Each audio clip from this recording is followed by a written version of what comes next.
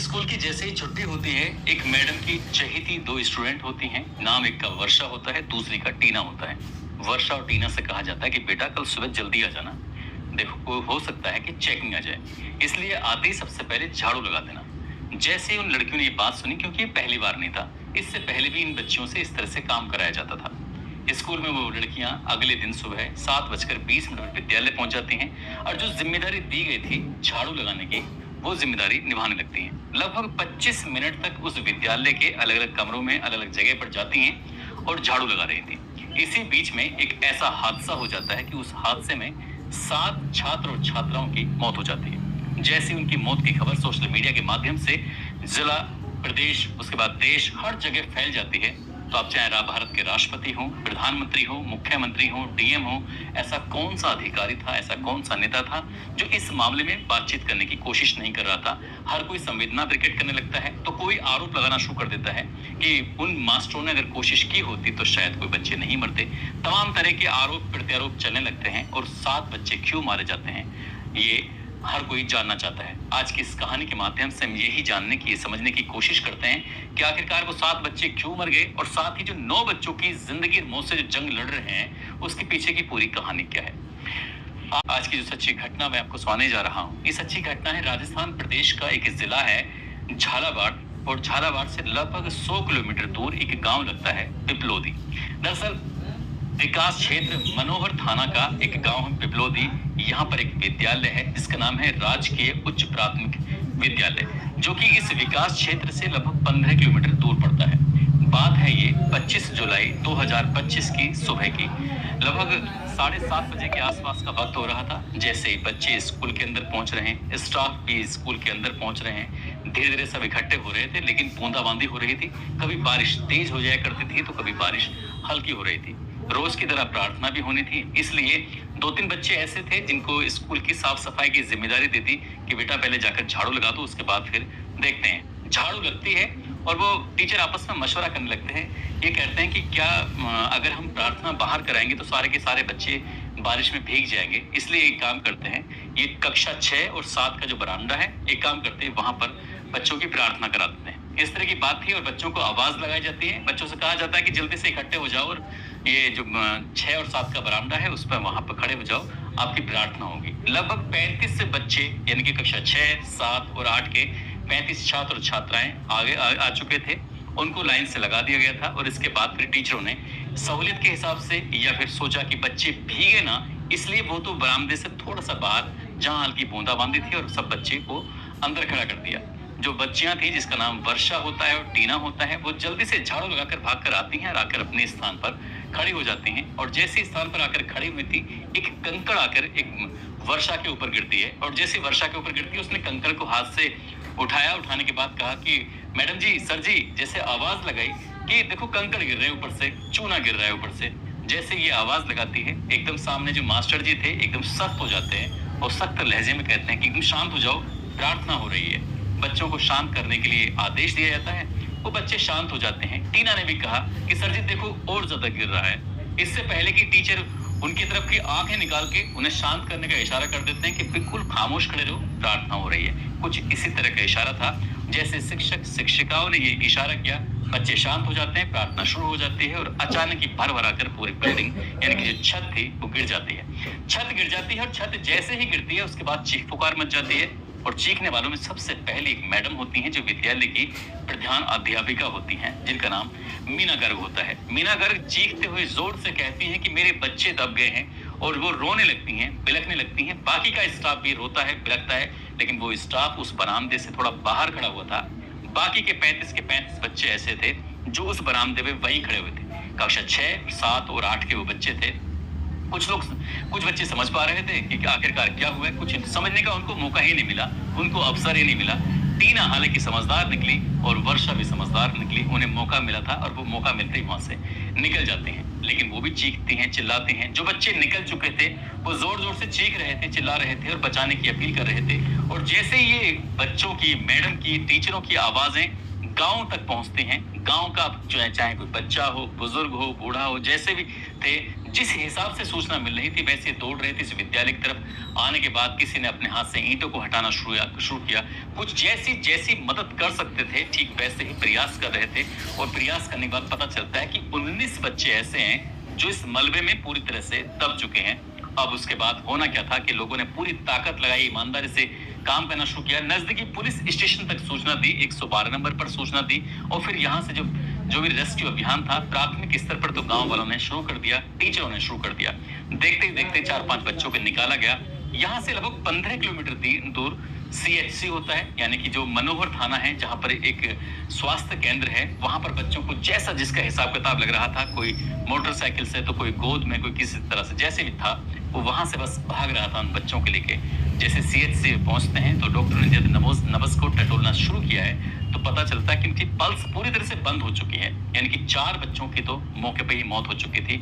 जैसे जैसे बच्चे आ रहे थे वैसे वैसे बच्चों को उपचार के लिए, इलाज के लिए उनको भर्ती कर रहे थे, और देखते देखते जैसे जैसे घंटे आगे बढ़ रहे थे बच्चों के मरने की संख्या भी बढ़ रही थी। तो कहीं तो चलने लगता है कि 7 बच्चे मर गए, कहीं चलने लगता है 8 बच्चे, कहीं 10 बच्चों की संख्या चलने लगती है। लेकिन ऐसी ऑफिशियल जानकारी तो आती नहीं है, लेकिन जानकारी जब मीडिया में चलने लगती है तो 7 बच्चों के मरने की संख्या बिल्कुल ठीक था, ये बिल्कुल कंप्लीट थी कि 7 बच्चे मर चुके हैं। उन बच्चों की अगर बात करें तो 14 साल की इसमें पायल होती है, प्रियंका होती है, कान्हा होता है, हरीश, मीना, सतीश, कुंदन। इन बच्चों के मरने के नाम भी सामने आते हैं कि ये बच्चे मर चुके हैं। उसके बाद ये पता चलता है कि 9 बच्चों की हालत बहुत ज्यादा गंभीर है। 9 में से 2 ऐसे जिनका ऑपरेशन भी चल रहा था। जब तक हम इस कहानी को पढ़ रहे थे तब तक इनके बारे में ये सूचनाएं चल रही थी, चाहे जिला हो, प्रदेश हो या फिर देश हो। अब राष्ट्रपति ने भी ट्वीट किया, और प्रधानमंत्री ने, मुख्यमंत्री ने, शिक्षा मंत्री ने, सभी ने ट्वीट करने के बाद संवेदना प्रकट करना शुरू कर दिया। अब यहाँ से आरोप प्रत्यारोप का दौर भी शुरू हो जाता है।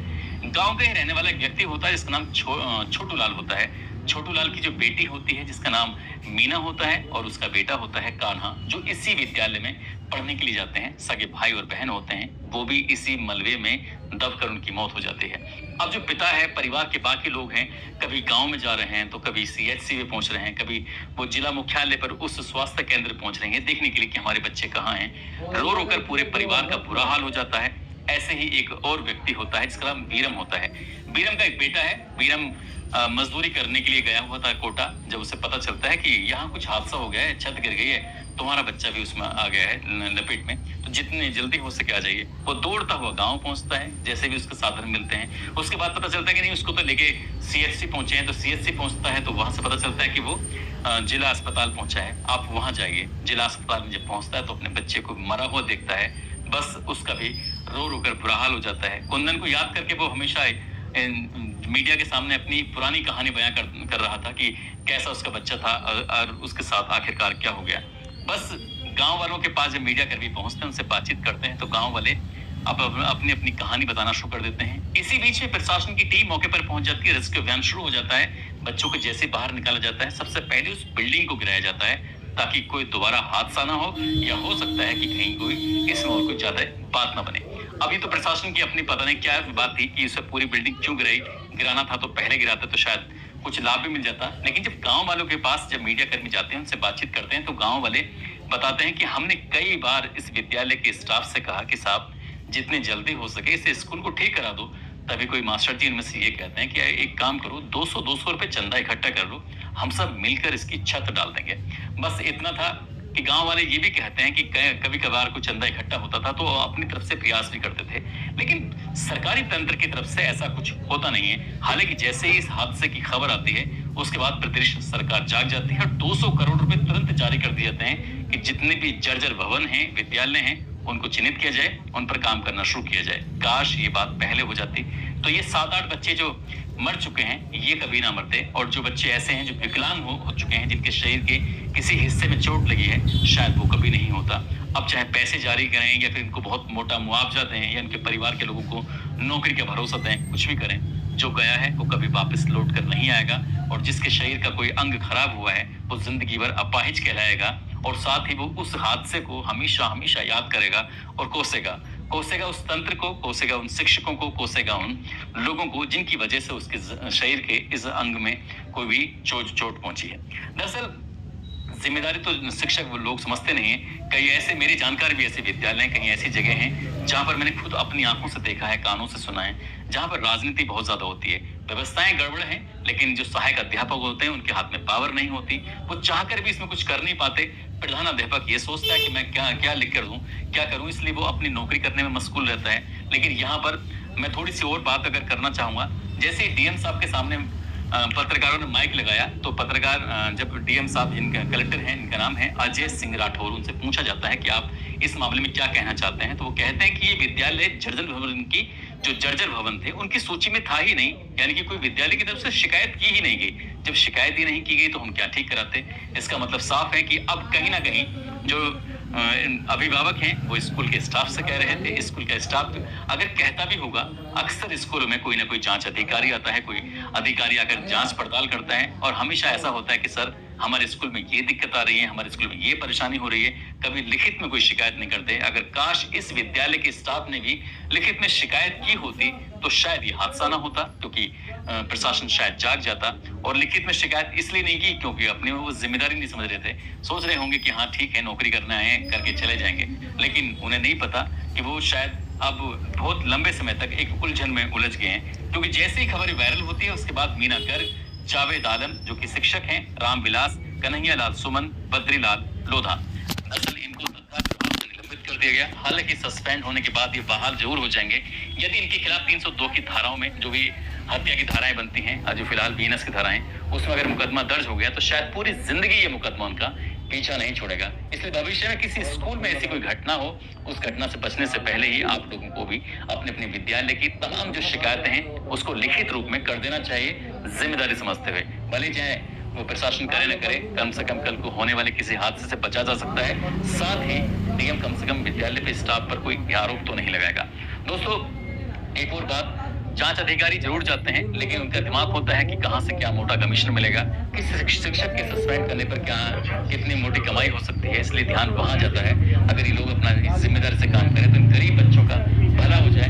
कभी को शायद कोई अधिकारी जाकर बच्चों की कॉपी किताबी चेक नहीं करता कि तुम्हारे स्कूल में आखिरकार क्या पढ़ाया गया। ये सब बातें मैंने इसलिए कही क्योंकि वाकई सरकारी विद्यालयों का जो सिस्टम है वो निचले स्तर से ही गड़बड़ है, और उचले जो ऊपर का जो स्तर है वो शायद इस पर उतना ईमानदारी से ध्यान नहीं देता, जो ये बात कहनी पड़ी।